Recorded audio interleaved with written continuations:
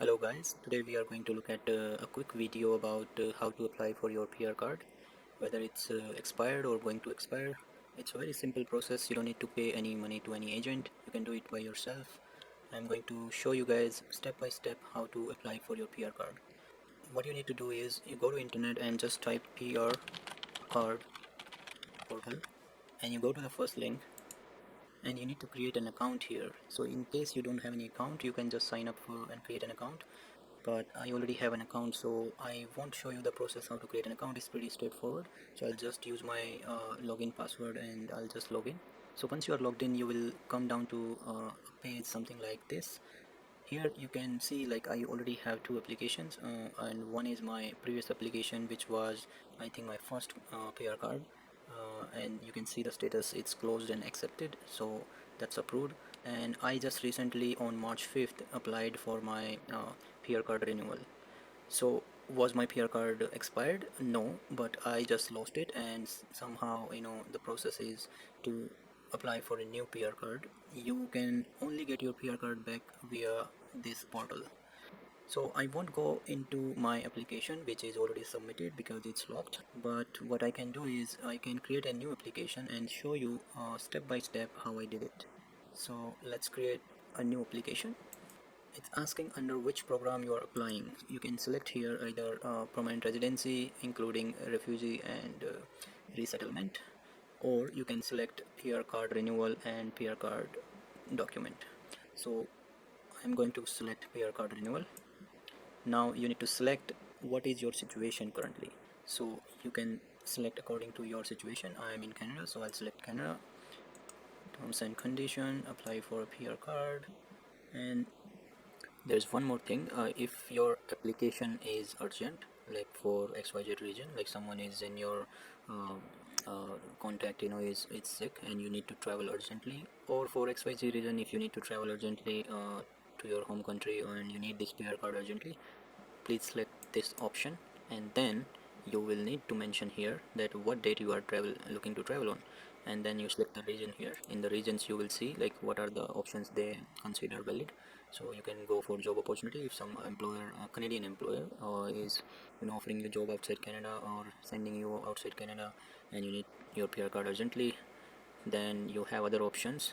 If this is your case, then do not forget to select this is an urgent application. For all other people, select no and go and submit your regular application. So based on your selected answers, it will create some forms and you need to fill out some information in those forms.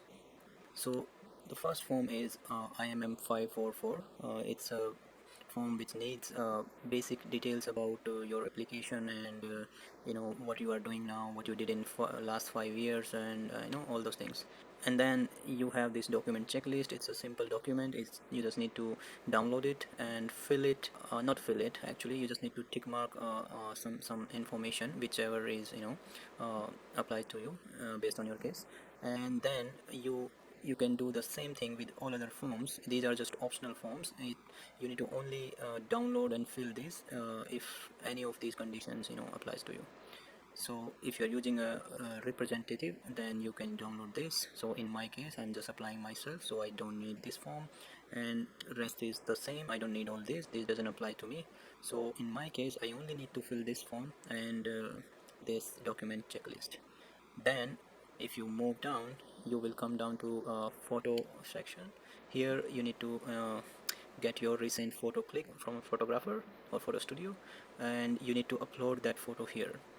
For the photo requirements, you can check here if you click on this link, and you will see like what dimension they are looking for.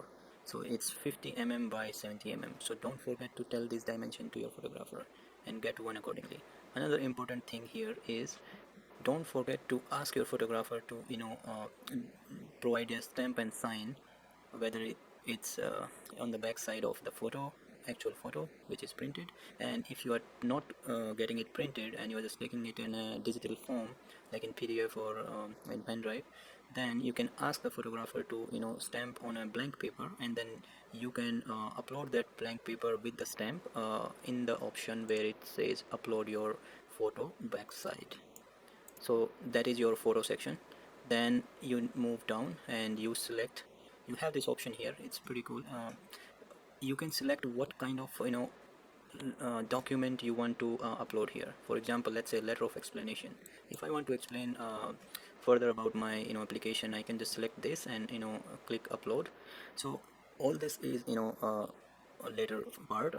First let's fill out the form, and then we'll see how to create the options based on our case, and then we'll upload those documents. And then the last thing is to provide a proof of payment. So we'll look into all these steps one by one. So let's start with the form first. So I'm going back to the top again, and let's click on start. So in the situation, you need to select the situation according to your case. So in my case, my card has been lost or stolen, so I will select this option. But if you are obtaining your first card, then you select this option, or if you are renewing your present card, then you select this option. So first question is about situation, so select the situation accurately. So I'll select this. Then it's asking for me for my UCI number. Of course, if I'm a PR here, I would have a UCI number which is generated based on your previous immigration files, let be it a visitor visa or it's a work permit or study permit. So you have the UCI number from those files. So you check that and enter that. For now, I'm just going to enter something randomly just for the sake of this video. And then you select the language, then you select your date of birth, then you select your place you become a PR in. So this would be written on your co-PR letter if you are already PR and just renewing. So, or even if you are applying for the first time, you would have a co-PR letter. So you can check what port of entry was applicable in your case. So in my case it was Vancouver, so I'll write that. And then province was British Columbia, and then save and continue. So now you are moved on to page 2. So here you can you need to fill your personal details. So randomly just fill, I'll say just XYZ, given name. Oh, by the way, if somebody has a single name on their document, what you need to do is you write that single name here in the family name column, not in the given name. So you can leave this blank if you have a single name and just write your single name here instead. So XYZ blah blah blah, enter your current name. In case you are changing your name on your PR card based on your provincial name change certificate, then you need to enter that new name here as per your document. So in my case this doesn't apply, I'm not changing my name, so I'm just leaving this empty. And then you select your gender, your eye color, your height, your birth,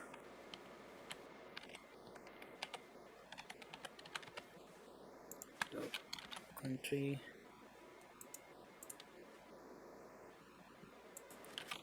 if you are not a citizen of Canada yet, then select your home country. If you have more than one country or citizenship, then select the list here. So provide the other country name of your citizenship. Current residential address, you can address just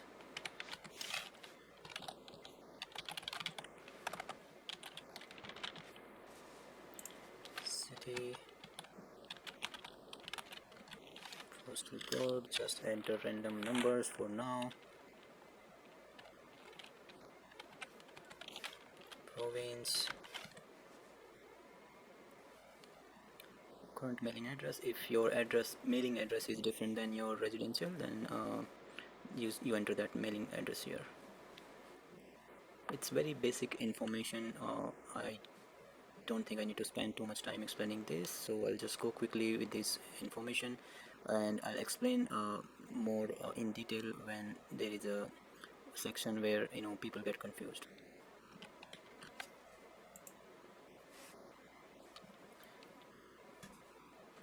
And now it's asking about your immigration history. Have you ever been issued or removed from Canada? No. If you have, then select yes. No, no. So I'm selecting no because I know that this doesn't apply to me, so I'll just select no. But in your case, when you are doing your file, please spend some minutes to actually go through the questions.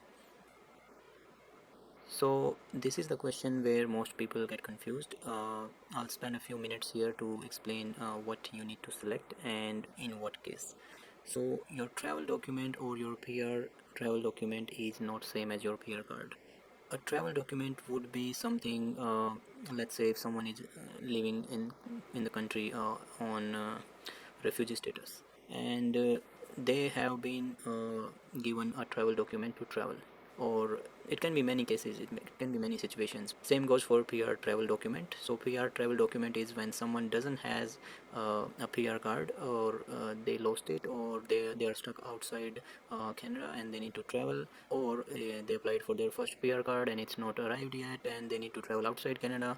So in that case, you can apply for a PR travel document. It's a kind of document which allow you to travel with your immigration status, and this document is not valid for like your PR card. Like you have 5 years, you can maybe use it once or maybe multiple times. I don't know, I have never obtained this, but for sure this travel document is issued in special cases only.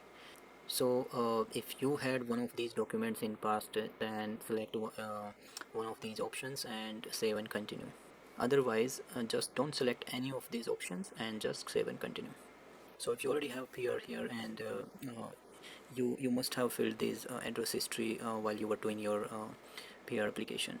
If you haven't done your PR application by yourself and you got somebody to do it for you, like some agent, then they would have filled this history. So the reason I'm explaining a little bit more about this is because this is very important. You don't want to create conflicts and provide different information here than what you provided in your PR application. So I already have a video about PR application process on my channel, and with that video I started this channel, and I have recorded each and every step where you need to where you need to fill information and what you need to fill exactly. So in my PR application, when I was doing that application, I have showed how to accurately fill your address history. So in my case, I have saved that information, since that time. It's been like 3 years, I guess, or maybe more. I have that information saved in a file, so I can just quickly go through that and fill the information here and then. So that is one way to do it. If you remember precisely that where you lived, and it's maybe it's an easy step in your case. For example, like somebody hasn't moved to other addresses in past 5 years, and they are living on the same address, so it's just one row, so you don't need to go back to that file and find out where you were living. So it really depends on individual case. So I just wanted to mention that that is one way of quickly finding the information. And who knows, maybe you will need this address history or travel history information in future also, when you are doing your citizenship application. So it's always good to have these thing handy with dates. So I'll just quickly fill this. I won't bore you guys, so I'll just quickly fill this and come back. So guys, I have filled this information here. I just for the sake of this video, I have only created 2 rows to show my last 5 years of history, but in your case you can select more rows and mention it accurately. So the common mistake people make about these forms when they are filling their information is like they add one row and they don't match these dates. These two dates needs to be matched, otherwise the form will not be saved, or it won't let you save. So whenever you are adding your address history or travel history, just make sure in immigration forms these two dates needs to be matched.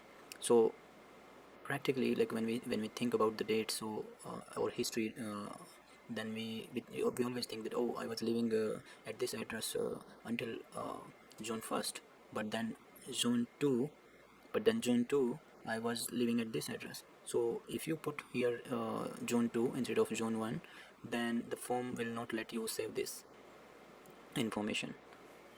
So this is very important, just to make sure these two dates are matching and there is no gap in between. So another part where people get confused about these forms is this to date. They don't know like what to put into date, because usually we assume that we will see an option like from this date to present date. So there is no option to select present day or date.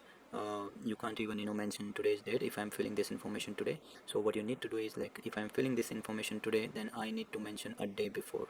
Like, for example, if today is March 6 2024, then I'm mentioning March 5.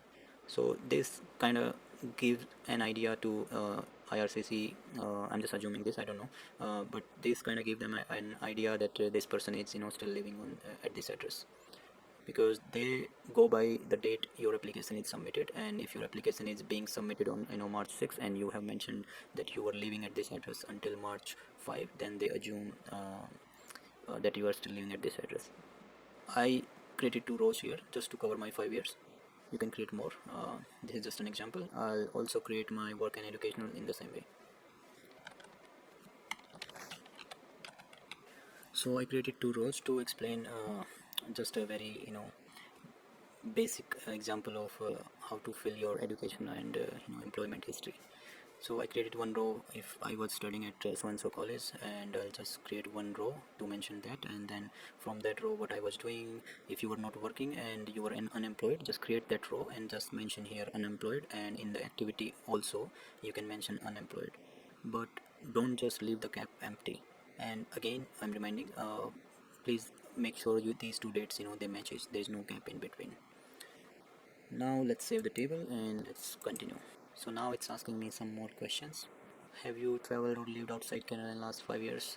So this question is very important. If you have traveled outside, be it for your family function or just vacation, was it for just 2 weeks or 2 months, just say yes, don't hide it.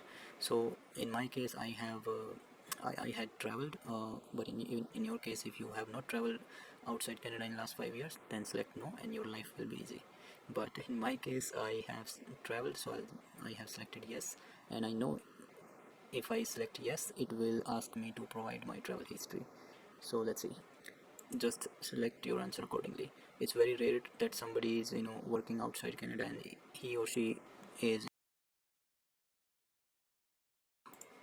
while you were absent from Canada. And have you been accompanying a PR in your spouse, blah, blah, Canadian business outside Canada? No. Now there we go, it's asking me to provide the time I spent outside because I said yes to that question. Usually this detail is calculated automatically this time, and it adds the days for which I know I was outside Canada, but for me it's not calculating automatically. I don't know why, but I'm trying to understand this error here. It says please review date you entered in response to 1.4, which was on page 1, the date you became PR. So when I was doing my application, although I was selecting the right date, it was still showing me this option. So it was not calculating the time for last 5 years. It was calculating the time after I became PR. So it was calculating the time since I became PR and till today's date. So for example, if I became PR in 2022 and today is what, 2024, so it will only calculate the time between 2022 and 2024, which is not correct. So the form clearly says like the travel history in last 5 years or since becoming a PR if less than 5 years ago. I tried to provide that, it wasn't taking. So what I did in my case is safe side. I created these rows manually based on my travel dates, and I mentioned in my explanation letter that the form was not calculating the days, absent days somehow, and therefore I'm providing this information manually. If there is any conflicts or further information is needed, then please contact me on my email. That's what I wrote in my explanation letter. And it's in most cases it's fine, they understand this, because these are not like a man-made process. We just put some information, some dates, and it randomly just based on that date calculates. I don't know if it's working correctly or not, but I tried to change my date which I became PR on, and it was calculating, which was wrong because I didn't want to change my date on which I became PR. So don't worry about this too much, it's just for your for the reference. And the main important part is like just create the rows according to your travel dates, and provide the proofs by providing the all the pages of your passport, because if you have traveled outside Canada, then you must have a stamp on your passport from that country immigration. So there is no way you can create this wrong unless you mention your dates wrong. So just mention your dates correctly and then provide the copy of all the pages of your passport, and you should be good. So I'll just create when I was out of Canada. So let's say from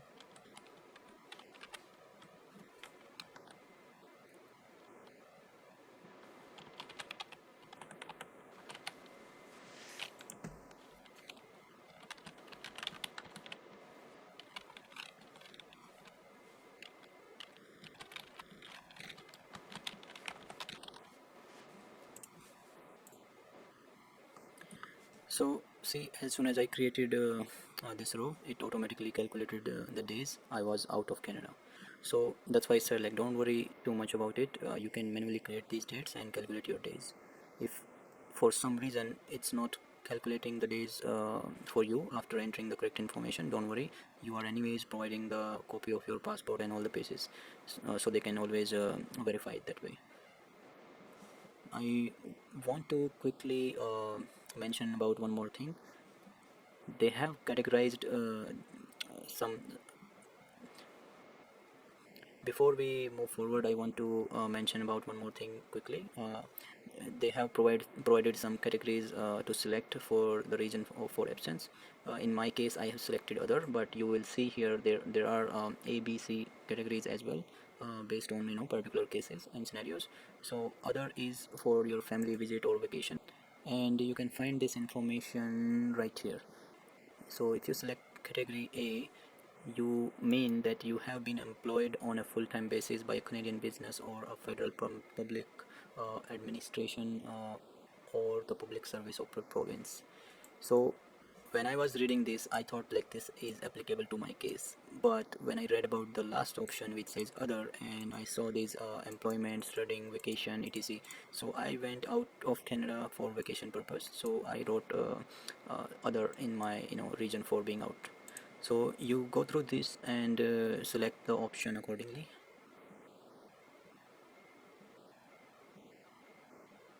I don't think this is applicable to me, so I left it empty. And if this is a case which is applicable to you, then provide the supporting document and fill the information here. Now let's save and continue. Okay, now it's asking about the PR card information which you currently have. Let's say you are applying for a renewal, so you must have your old PR card number. So you mentioned that here. My PR card was lost. Date if you known. And you will only see these questions if your case is like me, like your card was stolen. If you selected on the first page, remember when we selected the situation, if you are applying for a renewal of your card, or like first time you are applying for PR card, you probably won't see these questions.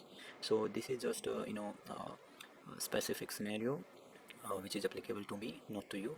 So I think my card was lost on 2024 02 28.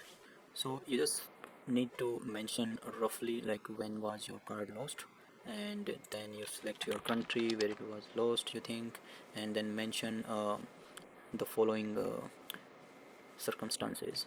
Provide as many detail as possible, and you can just mention what exactly happened here. So I have explained in my application when I was doing this application, so no need to mention again. I have made the following efforts to locate this document. Yeah, just mention what have you tried. You looked at home, you asked your friends, you checked in your office at workplace, you checked at home, you checked your car, and then you reported this to police, because that is a must. Should I ever regain possession of my original PR card, I promise to destroy it. I agree. Complete this application, and this form is ready to submit. Now this document checklist, I'll show you quickly what you need to do in this one. So you download this, let's say open. So this is the checklist form. after downloading, you need to fill it digitally, or maybe you can print if you want, and tick mark or whatever is applicable in your case. So first thing first, application for a permanent resident card or travel document, you must tick this one. You need to tick this too if you think you have provided enough supporting document for your 5 years history. Then fees included a copy of receipt showing the amount paid. This we will quickly look how to pay the fee, and attach that receipt with our file. So yes, we are going to provide the fee, so just select this too. This fully complete document checklist, yes, we are providing the checklist, so click on this too. This one is very case specific, so go through this. If it's applicable to your case, then only select this, otherwise no need to select this. Then you go through this checklist, and you read carefully, and you select on the tick marks whichever is applicable to you. After that, just save it, and you can then upload this form in under that section. So I'm closing it, and let's say so you can just upload that filled document checklist form here. Now let's move on, and all these forms doesn't apply to me. Now we come to the photo section. As I explained earlier, the photo should be as per the photo requirements, front and back. And the back would be your stamp and sign from your photographer. Even if they don't sign, it's okay, but they must provide you a stamp of their photo studio with the date. So you will upload that back side here and the front side of your photo here. Then you move on. Oh, by the way, last is this considerations. So whenever you upload your document, before uploading the document, they have recommended that you label your document as per this naming convention. So what they are trying to say is, you write your name first, then you write your last name, or maybe vice versa, last name here, first name here, and then what document is this. So I am providing proof of education, so I'll write proof of education, and then dash, and then number 1, and it goes on number 2, number 3, and then your name will be same, only this will change for the other documents. Save your documents according to this name format they have provided, and then upload them. So the last is document type, and this is the same section which I was telling you earlier. If you want to provide additional information, or you want to upload supporting documents in context to your application, you can do it from here. Let's say you want to upload a marriage certificate, so you click on marriage certificate, you click on upload, and it will take you to your local computer drive to select the marriage certificate. Again, don't forget to name them according to this naming format before start uploading your documents. Now almost there. Now we need to upload our proof of payment. So to pay online and get the receipt of your payment, you need to go to online payment link. You can open this in a new link, and you go down to until you see these two options. So option 1 is, we can help you choose your fees. This is basically you answer some questions and you will know what fee is applicable in your case. Another is like what you are doing, and you can choose your fee from here. So it's always better just go through this 2 or 3 questions, and know what fee you need to pay. So it will show some options to you. Select which is applicable to you. So permanently living in Canada or getting permanent resident document, temporary visit, no. So apply for get resume. So I think this is the applicable case in my case, because we are living in Canada permanently and then getting a permanent resident document, because PR card is one of them. So let's go ahead, and then it asks us more questions. What are you applying for? So I'm applying for permanent resident card. And if you are outside Canada and you are applying for a permanent resident travel document, or your PR card is expiring and you need to travel urgently outside Canada, then also you can use this document, I believe. So in my case, my card is not expiring and I just lost it, and I just need to get a new card, so I'll pay for permanent resident card. Continue. How many document you want to pay for? I just want to pay for my card, so 1. Continue, and it will show you $50. That's the correct fee for permanent resident card. So login and pay. This same login might not work for this portal, because this is, I believe, just for the payment purpose. So if you don't have a login for this portal, you just create an account, and you pay for your PR card, and you download that fee receipt, you will also get that on your email which you provide here, and then you go back to your application and you upload that payment receipt here. So this part is done, all the documents are uploaded, application is filled. The last step to before we submit this is consent and declaration.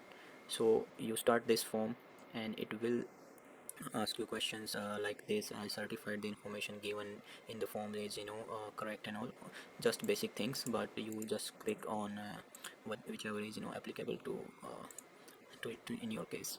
So I'm just randomly clicking here, don't go by what I'm clicking on, just read them, and if it's applicable then click on that option, otherwise no. So once you are done, you just sign here, like your name, XYZ, date you are signing, city required.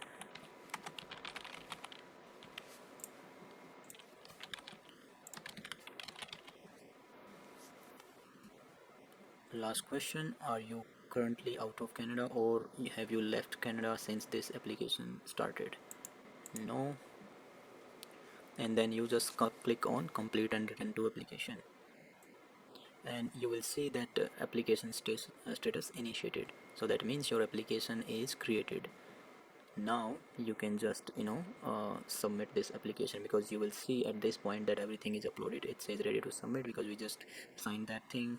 We can upload the documents here, and then you will see that this option to submit your application is enabled. It's not enabled because I have some errors here, because I haven't provided the proof of payment, I haven't uploaded my photo. So this video was just for the sake of how to submit your application for PR card. So obviously I have already submitted this, so I'm not going to do that again. So yeah, that's it guys. If you like the video, then please consider subscribing to my channel.